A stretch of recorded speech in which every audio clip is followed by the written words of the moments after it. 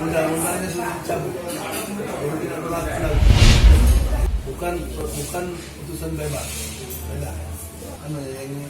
Jadi ujian kita di sini, kami berusaha semaksimal mungkin dalam pembelaan bahwasanya Pak Rahidin ini memang tidak masuk dalam kategori itu.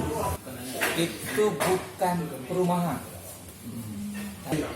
Posisi sekarang ya kasus ini ya kita masih dalam posisi pikir-pikir katakanlah apakah mau kasasi atau tidak. Dan ya untuk jaksa juga ya mau kasasi atau tidak kita sampai.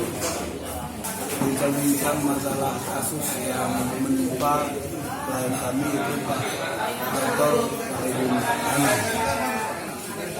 Nah, perlu saya sampaikan di sini berkaitan dengan perkaranya Pak Rahidin ini. Pada mulanya memang betul Pak Rahidin itu pernah menemui saya sebelum kasus ini terangkat. Nah, waktu itu kita sudah semua ya. Sebelum itu Pak Rahidin jalan sendiri, yaitu ke Polda ya Pak.